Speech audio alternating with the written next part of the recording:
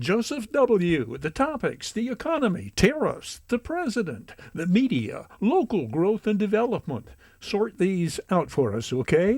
You know, Terry, it's funny. We're filming this on Wednesday afternoon. What June 11th. We just had our board of trustees meeting last night at the college. I ran into a real powerful friend from Washington the other day, and we were talking about the tariffs and how they really work. So for those that watch don't like tariffs, you're not gonna like what I have to say, okay? And if you don't like Donald Trump, you're not gonna like what I have to say. And I like everything Donald Trump does, but I'll tell you, I sure like where our country's going. I think Donald Trump is the only president that we will ever know, or that I've known, that had nothing to risk by taking this thing on. I've given, I think, 6 speeches so far this year. I've said the same thing to every group. This is not about you and I, Terry. It's not about Robert. Okay, it's really not about your kids, and it's not about it's about your great grandkids. And finally, I think we're going to put our arms around, a 45 to 100 billion dollar deficit every single year. We just can't do. So today, okay, I've watched the feed on my phone all day long. Very few people reported this, that the United States and China have come to a deal based on principles. Okay.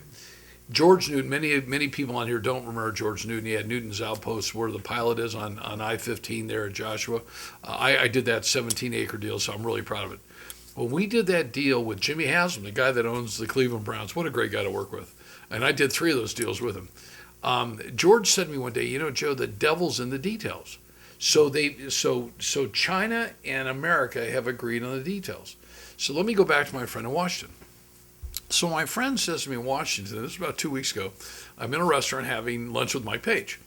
And this person walks by and says, so I was asking about, and he said, you're going to see some lawsuits that will finally get to court the last week of June.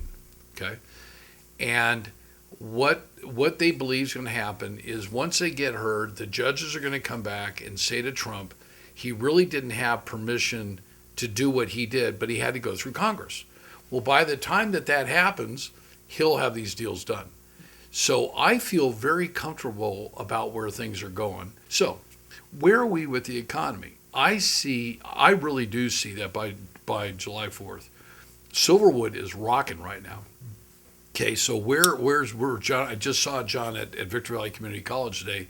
So John sits on our foundation, just a wonderful, wonderful guy. He's just a giver, and he just works for a great team at DMB. They're getting 350 people a week to walk through those 5 models for 5 builders. 350 a week, and it's steady. You had 5,000 people originally signed up that want to be on the interest list. They had 1,125 that signed, hey, I want to be a buyer. They had 350 that are coming through weekly, and they've sold 90 units so far in 6 weeks. So they're rocking. I believe that with the tariffs, now come the bright lines. So I've been told by very good sources internally that once the tariff issue is resolved, they're moving forward. Trump, I've been told, is a supporter of Bright Line. He's not a supporter of the train to nowhere in California.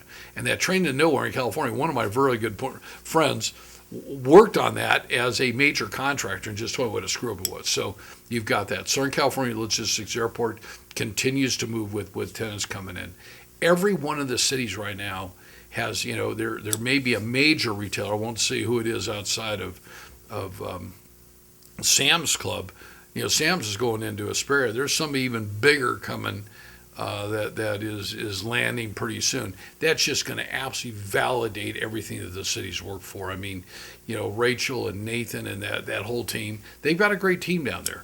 I think we're pretty close to seeing a 124 key Marriott Studio Res that we represent next to Texas Roadhouse. That will hopefully close in the next 60 days. So, we'll be sure to let our friends at Victor Valley News Group have that, and no one else.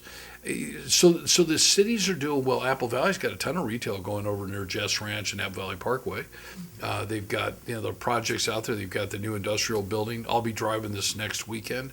Southern California Logistics Airport, Atlanta's doing well. The mayor has brought Caltrans in to talk about really developing out to 395. Barstow's gone from the $1.5 billion with BNS up to a $4 billion. So I think the Valley's looking really good. I feel very optimistic. We're in the summer. The calls that we're getting are good. Tenants are still lined on up. Space is tight. I talked to a tenant today who has a 60,000 square foot building that they want us to lease. And he said, how many other buildings are out there? And I said, there are none. So we've seen it. So I think the glass is more than half full. And I think what we're doing at the federal level is great. It's too bad we're having this conflict with the state level because it just doesn't, it doesn't bode well. I am concerned. I am having lunch soon with Assemblyman Juan Carrillo. Juan's on the Democratic side, and we're friends. We don't agree on everything. But I am concerned that 20% of gas production or oil production, gas production in California, is going to stop at the end of the year. There are some people that believe that that we could see an $8 a gallon gas. I've been told that gas prices are going to go up 65 cents. I was told that there was a Senate bill last week that was defeated by the Democrats to be sure that the price didn't go down. So you kind of wonder what's going on in Sacramento. We just passed the budget. We passed our tentative budget at the college last night, and we're very optimistic about what the state's doing, and we're moving ahead full speed. Let me share with you we'll talk about VVC in a minute, but Terry, I do think that the economy is really going to do well, and I whether you like Trump or not, I wouldn't underestimate what he's going to do. I feel very, very comfortable about where he is, or where we're going to go, and hopefully interest rates will slowly come down for the residential, because that's really hurt the residential market a lot. So. Here are segments of an interview some 3 weeks earlier, immediately following President Trump's first 100 days in office. A long time ago, I learned if there's no pain, there's no gain. And back in January, I've been proud to be a part of France Publications' Inland Empire Economic Summit that Scott France and his group have put on out of Atlanta. And I was on a panel this year, and the moderator, kind of clear blue sky, said, hey, Joe, what do you think about tariffs? Kind of swallowed really quickly, and I thought, well, I said, and there were 300 people in the room. I said, I strongly support what Donald Trump's doing. Now, not everybody likes Donald Trump, and that's okay. Okay, I don't like all the stuff that he does. But the one thing I do like is the fact that he's taken leadership this time. I think he's very different from where he was last time. And if you go back and you look at his career, back in the 1990s, he did an interview on the news, and he talked about the tariff issues and what it was doing. About 2 weeks ago, before Deb and I took a cruise, I spoke to about 40 educated, retired educators up here, and had a great time doing it. But when I'm speaking to a group like that, I really like people everybody to ask a question, because people don't want to hear you speak. They want you to answer a question, and they want it done candidly. So the first couple people, it was all about the tariffs and housing prices and then crime and some other stuff. So I started off, and I knew that many educators, many of my friends that are educators are typically Democratic, which is okay. I mean, let's just kind of call it the way it is. And I knew that it would be sensitive. So I said to them, you may not like this answer, but I support Trump. I think that he needs to do this. There's no pain, there's no gain. But at the end of the day, I said, are we going to leave our kids and our grandkids with a $40+ billion trade deficit every single year for the rest of our lives? Okay, Terry, what I noticed was a look on people's faces, because as soon as you say my grandkids, now you're hitting the heart of everybody loves their kids, but they really love their grandkids, because the grandkids are that next extension. So for our clients up here, the last couple of years in real estate have not been great. They haven't been bad, but every deal has been a challenge. There were still plenty of land sales done last year. It was just recently reported by one of our competitors. There are nearly 1,600 land sales done within the high desert region. Interest rates are having an issue. Interest rates are having an issue in cap rates. Industrial is still doing fairly well. We have a very small supply. We still have a lot of deals being processed. I mean, Amazon just broke ground on 2.5 million square feet under one roof. The challenge that they're going to have is they'll have power for part of the building, but not power for all of the building. Goodyear's finishing up a 1.3 million square foot deal out at Prologis. So there's a lot of positive things happening, and you look at, Apple Valley's got a new Hobby Lobby and a Marshalls and a Five Below coming in. They got a new center with Aldi's coming in. Victorville's got some more retail coming in. There's a lot of exciting things happening. Housing sales throughout the valley are a little bit flat. We have a neighbor who has his house on the market, and his real estate agent was over there today. His name's Matthew Jenkins, and Matt's with KW Keller Williams. He's done a really good job. He's got a great team, real solid. And what he said is there's still a lot of movement. There's still a lot of showings. So this house has been shown, let's say, 70 times, but the right price. So I think it's driven a little bit more by price. But what Matt said is that people are still coming up here, and they're still looking because they can't do anything below, but they want bigger properties. They want a place for their RV and their boat and things like that. And if you take a look, if you travel enough, there's a lot of people out there with RVs and things like that. So, I think that the most positive thing that we've seen since the beginning of the year, outside of, I think that, Trump's doing a great job with Doge. I mean, how can anybody in the world not appreciate trying to clean up government? Terry, I just watched a segment today for 15 minutes this morning at 4 o'clock, okay, where Elon Musk do you know when he meets? Once a week. Do you know what time? 10:30 at night, right, in the Eisenhower building. Yeah. I mean, hell, I'm 2.5 hours of sleep, So how can anybody watching this be mad at him? I'm not a Tesla guy. I don't want an electric car. I never want to have an electric car. But you know what? I admire the guy because he's taken the time. He's taken some financial hits. I think, in America, we should be proud of what we produce. We shouldn't be negative. We shouldn't be jealous of this guy. So he's worth $200 bazillion.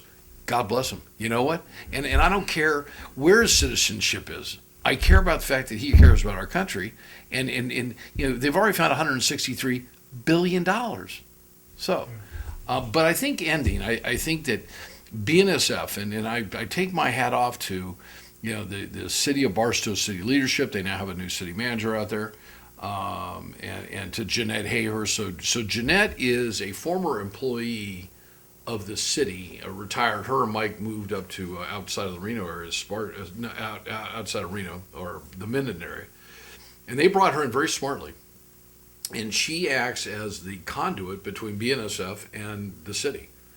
And things are humming. I happened to call her about something the other day, and I've known her for 30 plus years, and I have never heard her so amped, so hyped. Joe, this machine is running, and we're running well. And so what does that mean? BNSF has gone from having a $1.5 billion investment in this project out there now to $4 billion. How do you go from 1.5 to 4 billion? So they've lost a little bit of time in their entitlement process. The EIR is going to be really expensive. They hope to have that in by the end of the year. And there's not sitting around. As Jeanette says, they want to be in the ground. It's a 3-year build. So that I think is really, really exciting. I think it's going to have a huge impact back on the housing market here for those home builders that are going to be building in Atlanta and Victorville and Northern Hesperia and Apple Valley. They're going to get those people on out there because you're not going to be able to build as many units as you need out there in Barstow as quick as you want. But we're still getting plenty of people calling and taking a look. I think there's a little bit of intrepidation out there. Just people are kind of, what am I going to do? And do I want to wait? But for those companies that need to do something now, it's full speed ahead. I will close and say this. I was on the phone last night with a young man from one of the top brokerage companies, and we have a lot of friends at a lot of the brokerage companies, and he was calling me to verify a deal, and I just said, hey, how's it going? And he's been in the business for 3 years. Nice kid, good looking, well built, intelligent, just it really has the right package. He said, Joe, the last 2 months have been brutal. He said, we've lost our team, so he's on a team, have lost 5 major deals, and they all deal with tariffs, and they're kind of the fallout of tariffs. And as we do another couple slides, I'll read some stuff from one of our logistics guys. There are actually 2 of them. We have John DeCesare, who's like the world's expert. We have John Monroe, who's a good family friend, and see what they say. the tariffs are going to have an impact, but they believe that this is a short term. John wrote something that I'll share in one of the panels. That in 2 months that he thinks that this will be over. So I think people panicking and saying that Trump's driving the economy in the ground, and my 401k went down, and my investments have gone down. We play the market pretty hard, but you know what? If you're playing this long, let's play for the United States of America, and let's try to literally leave a better place for our kids and our grandkids, and hopefully our great grandkids to. So that's my kind of brief update.